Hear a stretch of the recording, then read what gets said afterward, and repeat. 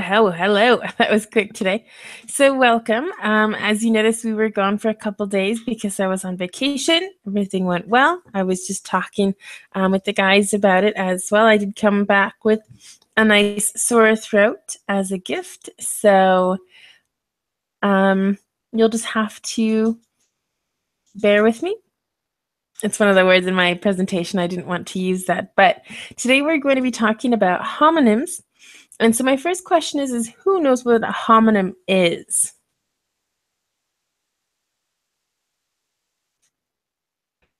I think homonym is a same pronunciation word and different meaning.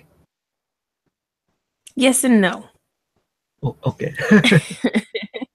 So it's spelled the same. That's the main base. And now it could be pronounced the same or it could be pronounced differently, but it's spelled the same. And there's so many, and like I'm thinking of more and more right now. So I am going to have kind of a part 2 eventually. And what I want to do is just write down the ones that I'm thinking of so I can add it. Homonyms. Because there's so many, and there's ones that we should really talk about and know because I think it's really important. Because maybe you hear the word or you see it written and you think, oh, it means this, when in reality it doesn't. And so the understanding of the conversation, the text, you know, whatever you're doing is going to be a little bit difficult. And basically the only way that we can understand homonyms is either look at it and think, this doesn't make sense. Or you hear it and you think, well, that doesn't make sense in the context. So then there's other things you can do. Again, this is in my presentation. So with that, let's go ahead and homonyms, take a look. 1 second. Okay, great. So, well, Rafael, because you didn't go ahead and read the homonyms and then the blue part here, okay? Okay. Homonyms. Homonyms are words that sound the same, but are spelled differently and also have different meanings. Okay, so there's kind of a few different things that go along with this. You know, they could be spelled the same or different. They might be pronounced the same or different. And so it's, yes. So there's kind of a lot of things, and it is quite difficult. So this next part here is more for the learners. So Ken, why don't you read this for us, please? Okay, and homonyms are words at this part, sorry. Yep, homonyms are more confusing. Okay. Purplish part. Okay. Homonyms are more confusing for young readers and people who are learning English as a second, third, fourth, etc. language. Go on. Okay. This is normally because they aren't able to distinguish the homonyms or different definitions of the word. So don't feel frustrated. Do your best to understand. If you don't understand, just ask the speakers or someone else around you. Good. Anyway, this should be homonyms. Good thing you said that. Sorry. I did this presentation this morning, so there are some, I'm assuming we will find some mistakes today. So good. And it's important that you don't get frustrated because I understand what it's like. Because here in Spain, you know, like we have the same thing, homonyms. You know, one context it means one thing, in a different context it's something else. It's pronounced the same. You know, and it's difficult. And so what I do is I like to ask a lot of the time now and say, oh, no, I don't understand that word. Maybe I'll understand the context, but I like to ask nowadays just because it can enhance my vocabulary and make it, even if I don't use the word, at least I'll know it for the next time that someone uses it. And, you know, sometimes words that you use in school, vocabulary words, are very common. For some are very common for you, others are not, even though they're synonyms. And that's going to depend where you are in the world. Some people will use one word, other people will use another, depends on the region, the country, etc. So just like Portuguese, for example, Portugal Portuguese versus Brazilian Portuguese is very different, even though it's the same base language. And that's just what it is. The same with English, same with French and from France or Canada, for example. So it happens. And so you just have to get used to the local language. And if that includes a lot of homonyms, well, this is going to be a good class then. So this is kind of how we're going to be looking at this. It says, for example, the word book. This word has two meanings.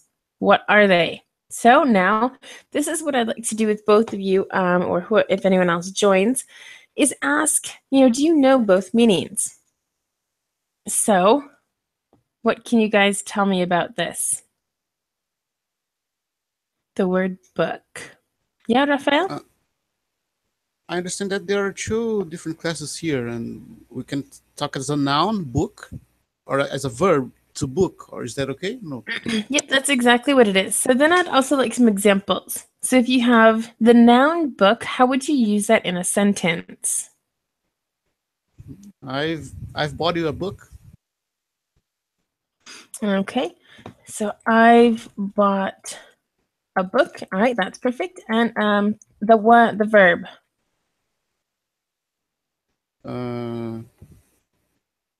This is your pop quiz for today, your challenge. I booked a reservation for a trip. I don't know exactly. I booked a trip would be best in this case because I booked a reservation is like very redundant and it's very repetitive. You can say I reserved or I booked. Okay, so I booked a trip to somewhere. Okay, so that's perfect. Okay. Oops, I don't want to do that quite yet. So it says, now we are going to look at a word or words. It depends if they're spelled the same or they're spelled different. And then we'll talk about the meanings, just like we did before with book. Some words have two meanings, but other times there are more than two meanings, which really get confusing. And then the spelling and the meaning. So we'll talk a little bit about everything. And honestly, I've done the most common. Okay, there are some words that have, let's say, 6 or 7 meanings. I don't know. But we'll look at the most common ones. Okay. So I wanted to also talk about some other common ones that we have in English. So two, and two, homonyms. So they all sound the same, but they all have different meanings. So we have to, it could be a preposition. I'm going to the bank. It could be for the infinitive, to go, for example. This is the number 2. And then this means also. Okay. And I know that you probably know these, and so I'd just like to go through these very quickly. Now we have the pronunciation there. There. The pronunciation is the same for all 3 words. The first is they are a contraction. There means over there is distance or space. And there is a pronoun for this is their house, their car, for example. And the last one here that I have is buy. Again, buy, pronounced the same. The first one means to purchase something, to buy food at the grocery store or supermarket. Buy here is a preposition. I went by bus to Malaga, for example. And bye means goodbye, the end here. Okay. So with that, are there any questions about these words? Anything before we kind of start the real part of the class? It gets more complicated. All right, well, no one's unmuting themselves, so Ken, no thanks. Okay. Well, then I'm going to go back to the presentation here and go down. And so we have the word bear. Oops. And let's not show you the definitions. Okay, so bear. What can you tell me about the word bear? The noun of bear is an animal. And as a verb, bear means, I think, to tolerate. Means, I didn't hear that. To tolerate. To tolerate. Okay, that's a good word. So now what I want to do is, what I have here are kind of my definitions. All right, so an animal, and I'll make that capital because it wants it to be. So an animal, or to be able to stand something or someone. So yes, tolerate is a very good word there. Okay. Now, do we want to think of some sentences? I mean, this is relatively common, I would say. Okay. So as I said earlier, I can't bear something. I don't remember even what I was referring to. So I think for now, this is fun. I think with the more difficult ones, maybe we'll do some sentences. Okay. So then I have whale and whale. Again, they sound the same.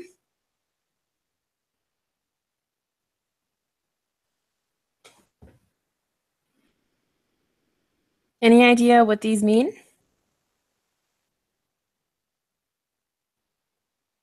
Whale is an animal. It's which one? The whale, first one, the second one. Good. And the first one? I never read this first one. Okay, good. And that's the other thing here is I wanted to add some ones that were a little bit different. So that's good. Ken, do you have any idea what the other whale, the first one, could mean? Yes, maybe it's whale means wearers. So to the people who cries. Okay, good. Yeah. So let me go down. We'll take a look at the examples here.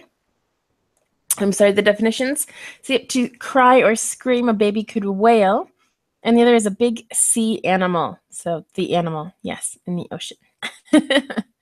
So the baby, let's put the sentence here. Oops. The baby wailed all night and I couldn't sleep, for example.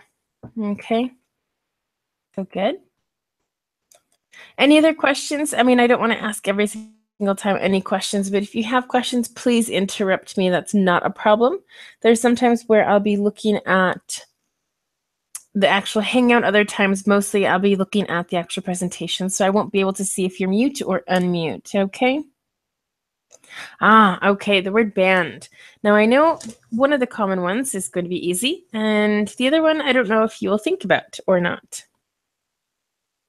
So what can we think of here? What does band mean? A level, maybe a score, a grade. And the band, the musical band, I don't know. Okay, yeah, exactly. That's good. Can you think of anything else? Anything different? No, same. Okay, good. So yeah, so a ring or a group of music, basically. A band, like a wedding band, for example. So good. Okay, so this is address, and now it's actually pronounced two ways. One is address, the other is address. Address, address. Now it's very, very similar pronunciation. The intonation is just a little tiny different. But what can you tell me about this word in plural? Address as a noun, which means someone's, how can I say, the place where you're living or internet address. Okay. And address as a verb, which means, I think, to speak or to maybe to speech, to make a speech. Okay, good. And Rafael, do you have anything to add? No, my answer is quite similar. Okay. Well, perfect. So, yep. The first is to talk to someone about talk to someone about something. It should be. I changed that. I knew there'd be things like this. So that's more formal. If you address, the president will address the committee or something like that. And then it's also the location or direction of a building or a place. It could be your home or work, office, if I have to send you something. By snail mail is what we call it when it's not online, because it's slower. Okay. So good. And the first one is to address. Oops. And the direction is address. Okay, just so you can understand a little bit more for that. Okay, our next word is kind. Kind. Who can tell me what the word kind means?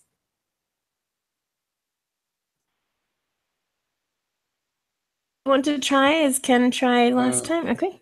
As an adjective, it means something educated, or someone educated, or maybe someone polite, generous, maybe.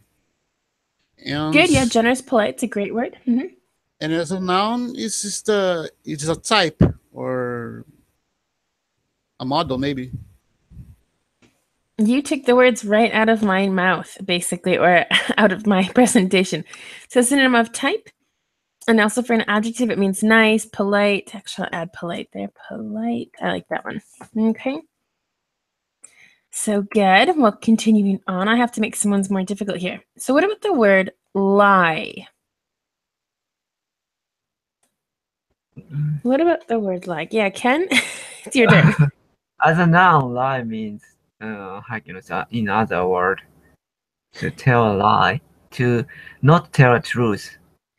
I know I had a problem explaining that too. Yeah. Okay. And as a verb, which means it's lie down the bed, such position, body position. Exactly. So again, let me just go down here for a little. Okay, so to recline or say something incorrect. What was the word that you used? Something not true. To say something not true. Telling the truth.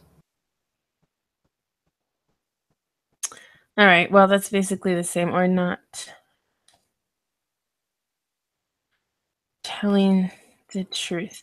I'm trying not to use the same word. And so, like, as I have here, to tell a lie, we use the verb to tell with a lie. Okay. So that's kind of just why I have that in there. But yes, also recline would be another word that we could say to put your body position flat, maybe when you lie down in bed or something like that. Okay. Well, very good. And moving on, rose. What are the couple meanings for the word rose?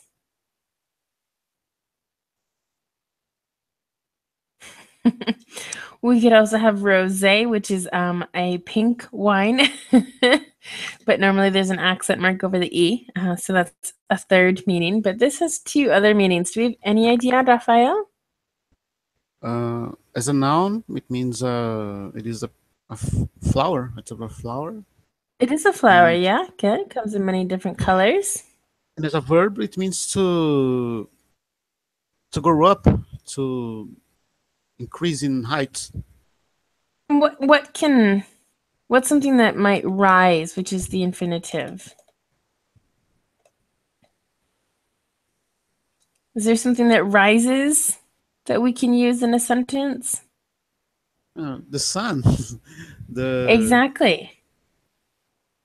Exactly. So to rise is to go up, like you said. So that's perfect. And then also, instead of putting, a rose is a flower, I put a pretty flower. It's one of my parents' favorites. So good. What about the word tire? Tire.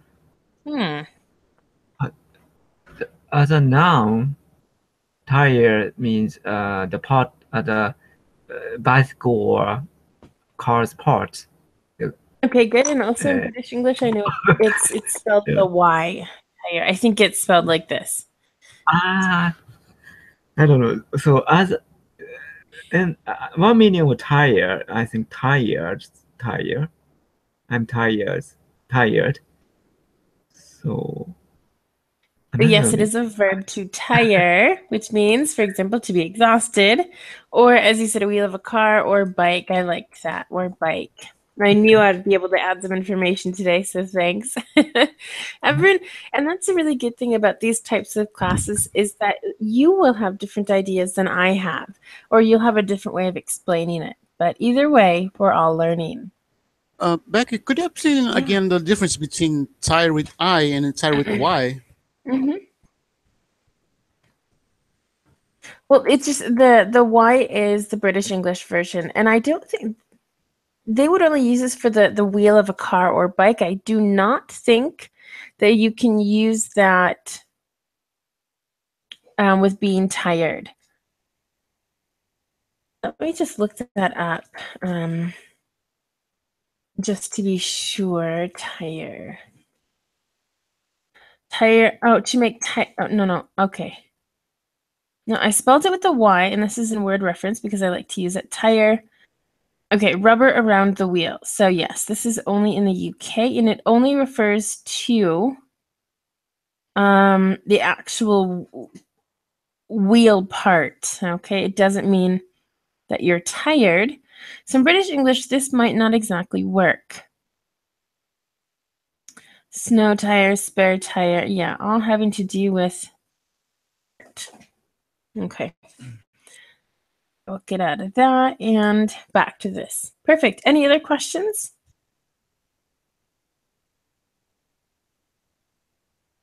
Okay. Well, where'd my presentation go? There it is. All right, moving down. Okay, so this one, first we have this pronunciation, which is bow. Both of these. Bow, bow.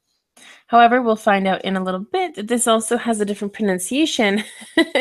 So this is quite confusing. So we'll start with these two. The pronunciation is bow. Oh yeah, any idea what these could mean?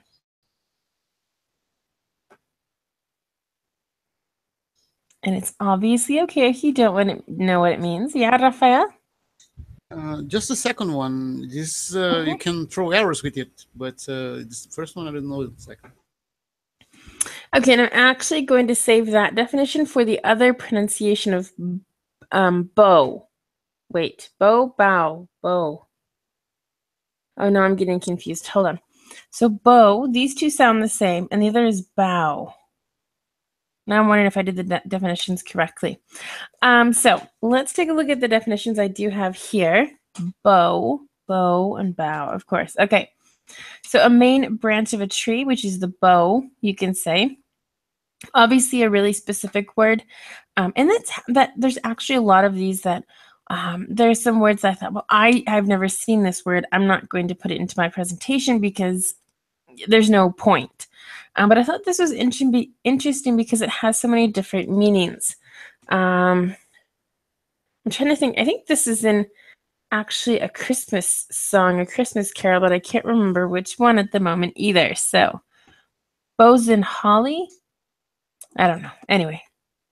And then also a knot tied with two loops and two loose ends. And so that is basically for a little girl where you put in their hair, something like that. So a bow. And then, yes, you're right. So the bow is part of a weapon for shooting arrows, a curved piece of wood. So yes, I'm sorry, Rafael, you are correct. Because a bow, a different sound, but it's still spelled the same as this one. So Ken, do you know what this is? A bow. Yeah, I think bow. It's a kind of gesture of greeting. Mainly in exactly. And where exactly? In Asia, East Asia. Very good. Yep. I knew I was going to ask you about this one. So, the lowering of the head or bending the upper part of the body as a sign of respect, or it also means this part, which I didn't really. I don't know. I might not use it. To cause something to bend with age.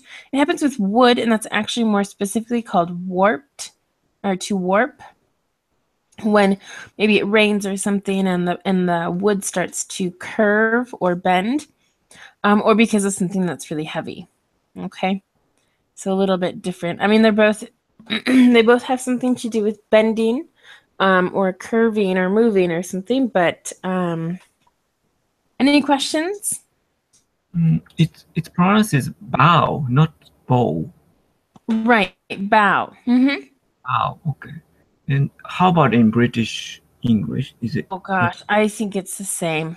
okay? So here we have bow and bow, and then we have bow here versus bow here. Okay.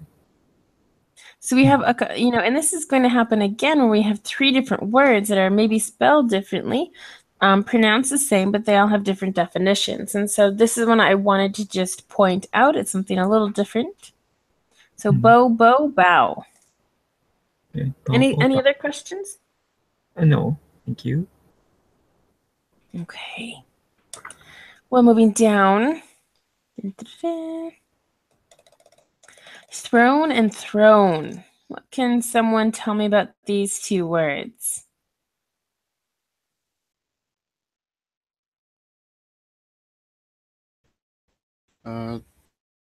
Thrown is the act of, I don't know, launch an object, or maybe. Okay.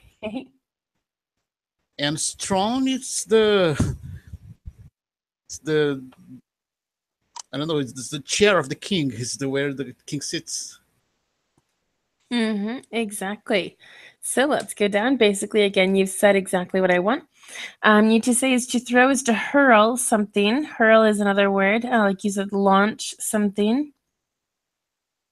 Like a ball. And then the other one, this throne that you see on the screen is a place where a king or queen sits. So very good. So throne. Isn't it crazy how they're completely different words. Well, mostly. I don't know. It's just different how there's really no reason they should sound the same, but they do. Oh, don't look. I should have put more space in there, but that's okay. So now we have these two words, except. Sound the same. Difference because of the context. So, who can tell me what they know about the differences? First, accept. Yeah. Okay. Accept is which means to receive. Okay. And second, accept. Second, accept means how can I say? They are not one of. It's not one of them. So maybe not included. Not included. Yes. Okay. So the first one is to agree to understand something or someone. I accept. I don't know. Two people are dating. I accept the fact that they're dating. I accept this contract. You agree to something. And then the other one, accept, is excluding or not including something. So I want all of these pens except the blue one, for example. So very good. Any other questions here? Yes, Becky. Does accept and take for granted has the same meaning? Take for granted.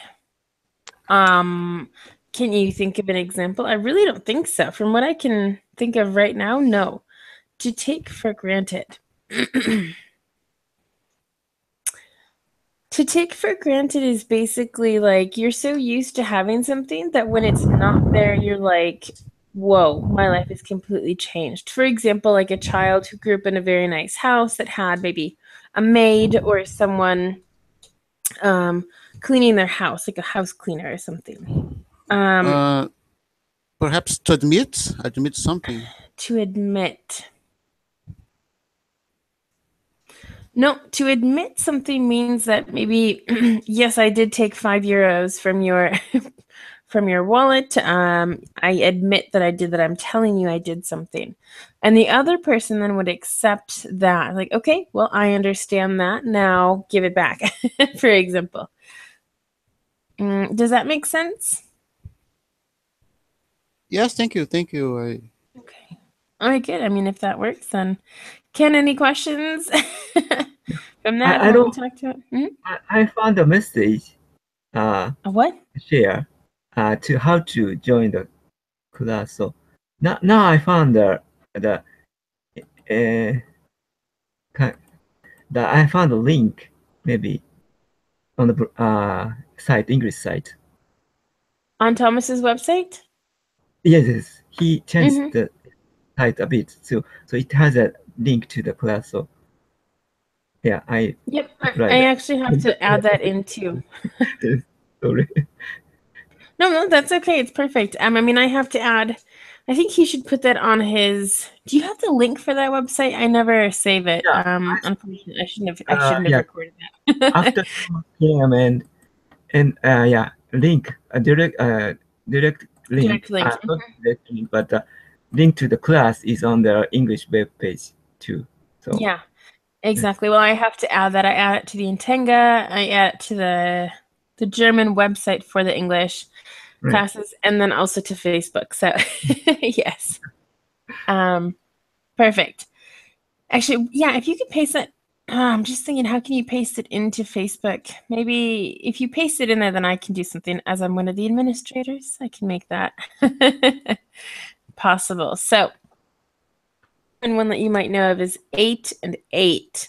So the differences should be easy, but who can tell me the differences between these two?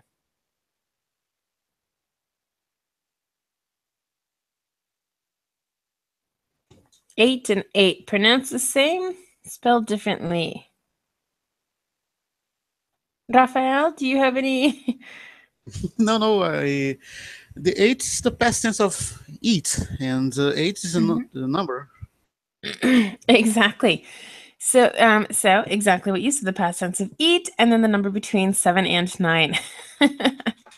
There's a saying, it's not really funny, but it's just kind of one of those like cheesy jokes that we have. Let me think what it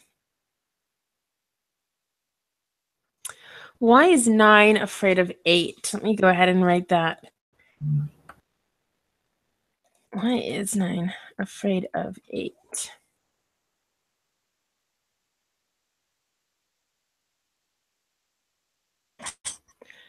Why is 9 afraid of 7, maybe?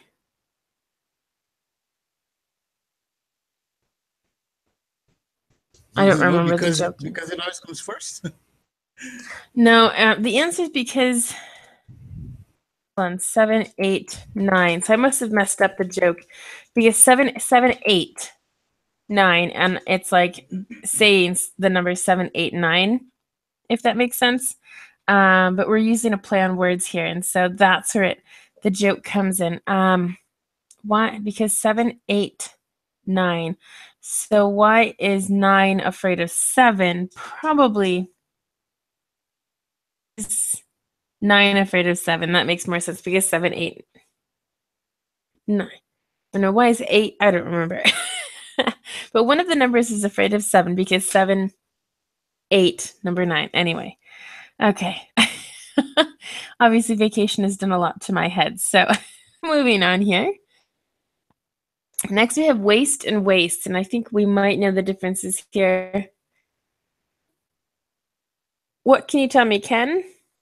Yes, first waist means how can I say the body part, and where? Above the hip. Okay. Good. Yes, that's true. And the other waist? Second waste means waste my time, or how can I explain that in English? I also had a challenging time thinking of a good way to explain this. Let me help you. Okay, so again, the first waist is the middle part of your body where you put a belt, for example, around there. And the other waist is when you don't use something to its full potential. Is that a good definition? So if it's a product, for example, maybe you have a sandwich, you take one bite and you're like, ugh, I'm done with this, I don't want this. You're going to waste about 99% of that, which isn't good. Or waste your time is that you're waiting for, let's say, 6 hours at the airport, and that's a waste of time because you cannot do anything productive. Fit. All right. Again, let me know if you have any other questions. Otherwise, I'll just continue. We have the words berry. Again, both are pronounced the same. Berry. Any idea, Raphael? Let's go to you on this.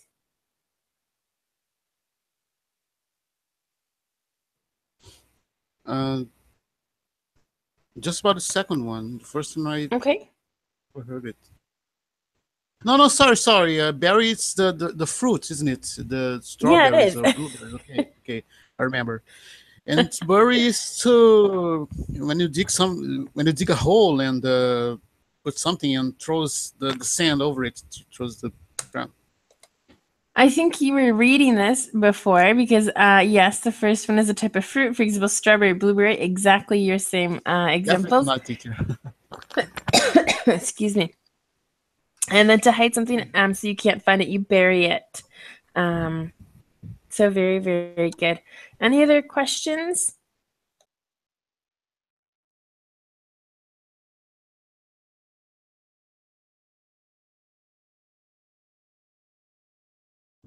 All right. Well, if not, that's fine.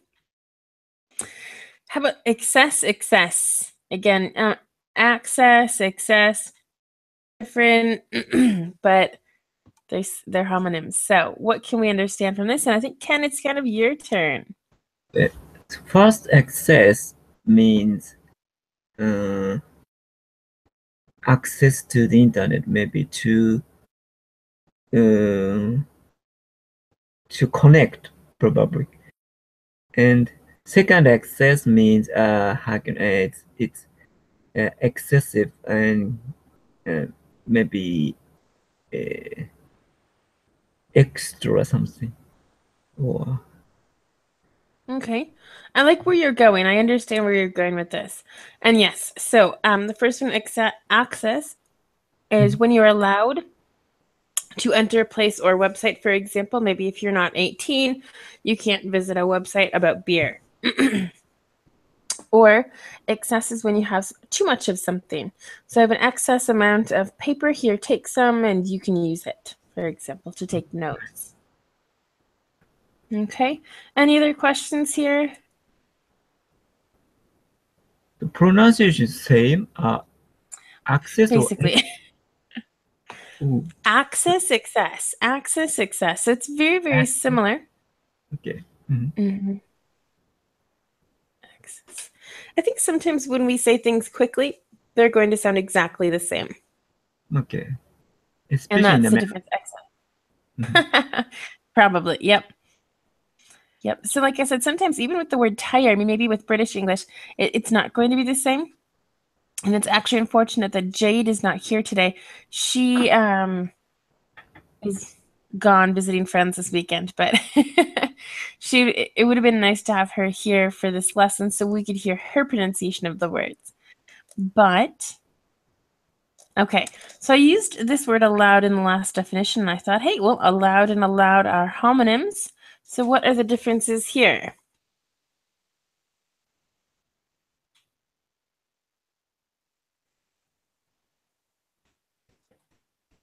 To allow is to permit, to give authorization.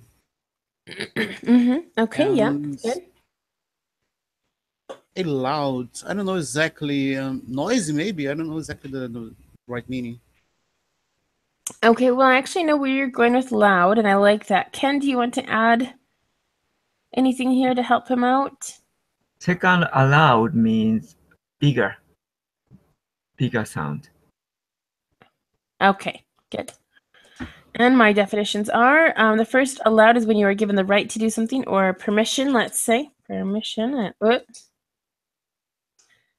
Permission. Or the other allowed that we see now is when you speak and others can hear you.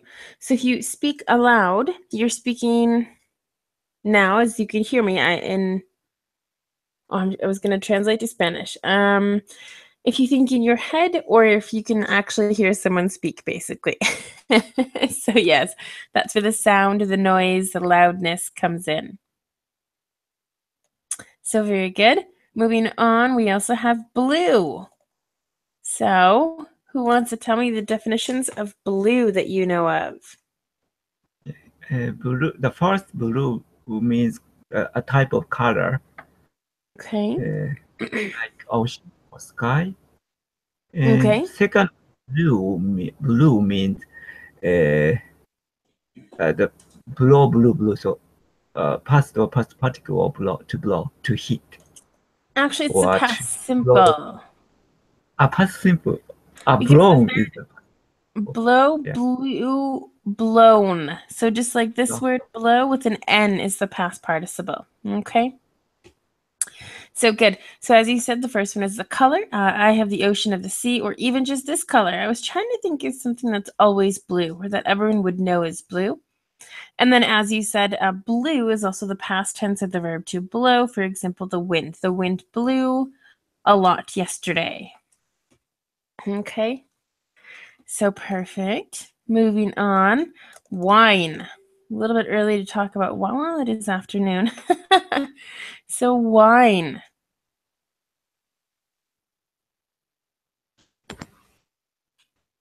Wine is the wine. It's very obvious, the beverage, and Mhm. and wine. I understand that it's to be annoying. Maybe do Oh, some disturbing sounds. Something like that. I've heard the context, but I don't remember exactly. okay, good. Can you think of anything? You're on the right track, Raphael, so that's good. And maybe to second one means maybe to cry miserably. Did you look that up? But yes, that's basically what it is. My definitions are, the first one is an alcoholic drink made from grapes. And for example, the second, wine with an H, is when a person, normally a child,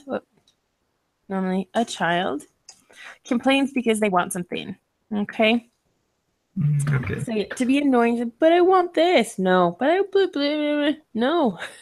So that's whining. Normally as a child, because as we get older, we shouldn't whine because we're old enough not to. So it definitely comes with age. So maybe dog. To sulk? Dog. Oh, different word. To sulk, well, this one means to kind of cry, but I really want this because you didn't buy me the chocolate bar yesterday. You said today, blah, blah, blah. Things like that. That's kind of sulk. So it's a different word for to cry. And what word did you say? Also, dog often do this. Often whine. Oh, dogs. Yeah, they do whine, I suppose. Okay. Exactly. It's kind of that high-pitched sound that dogs. That's very true. Get any other comments or questions? No, thank you. All right, good. Well, moving on. Wait and wait. So what can we talk about? What's the difference between these two? The first wait means wait for something. So I don't know the other words in English. The second wait means to make the how can I say how heavy it is or how light it is. Mm-hmm. All right, good. And I also struggled with how to explain wait. So to take some time before doing something, for example, wait at a doctor's or dentist's office, for example. Yeah, you have to wait for your appointment. And the other one is how much something weighs or how heavy or light something is. So very good. It's quite funny that we're using like really similar ways to describe things or examples like it did with strawberry and blueberry. That was kind of funny. But good. Very good. And I know in a definition you're not supposed to use basically the same word, but that's what I thought of.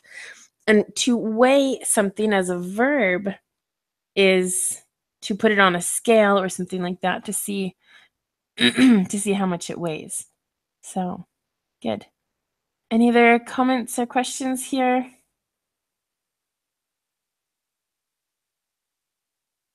Okay. Well, we still have some more time, so moving on. Do and do. These are interesting words. Rafael? The first do is to execute something, is to perform something. Okay. And in the second one, it means I understand that it is something which is scheduled for a specific time period, maybe. And the test is due tomorrow. Okay, good.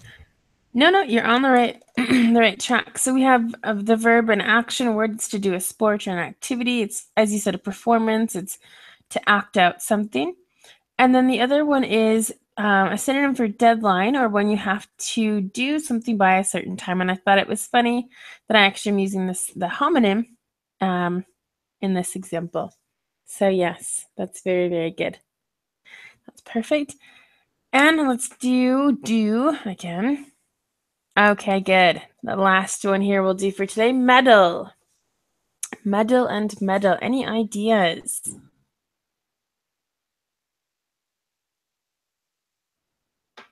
Any ideas what these might mean?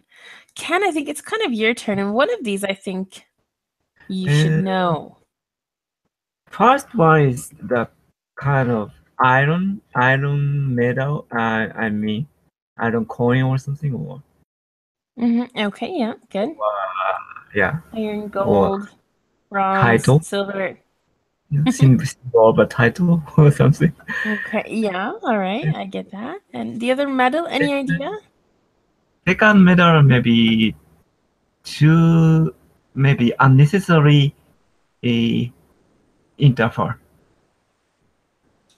Interfere. Okay, good. Rafael, any other ideas? No ideas. Okay. Well, let's find out if Ken was right. So the first one is something you win at a competition. So the gold, silver, bronze medal. And the second medal is to interfere or tamper with something, to meddle in or meddle with. It depends. Okay, we use those prepositions. So very, very good. To tamper is also kind of like to break something if needed. If someone's trying to rob a bank, for example, they're going to tamper with some of the materials there so they can get in and get what they want. So good. Well, I'm going to stop screen sharing at the moment so I can say goodbye because we are about out of time.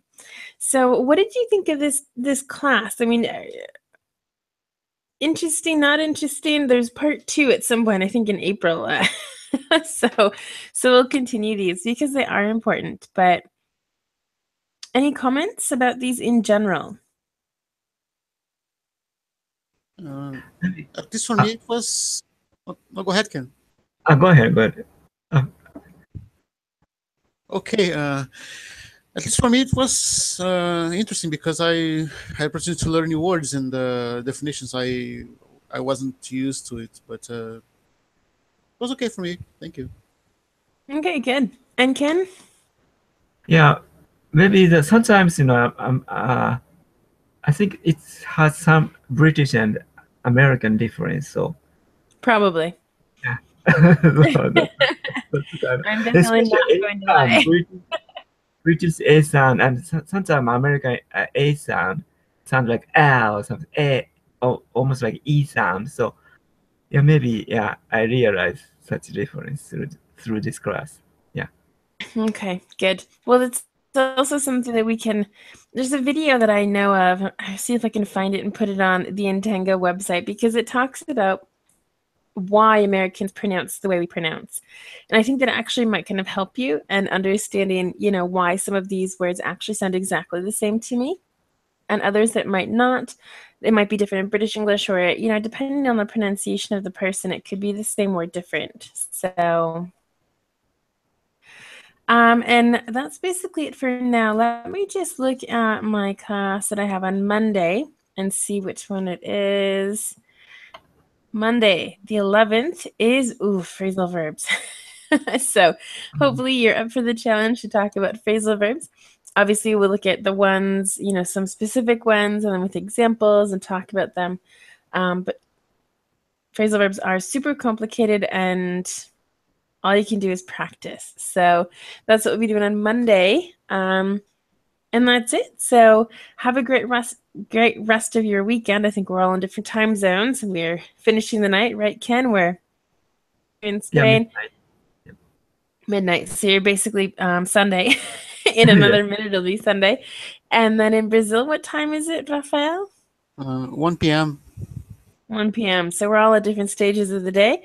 So enjoy the rest of whatever time you have. And hopefully we'll see you on Monday, okay? Yeah. Thank you very much. Thank you, teacher. Wonderful. All right. Thanks. Thanks for coming today, guys. Thank you. Bye. Bye. Bye. Bye.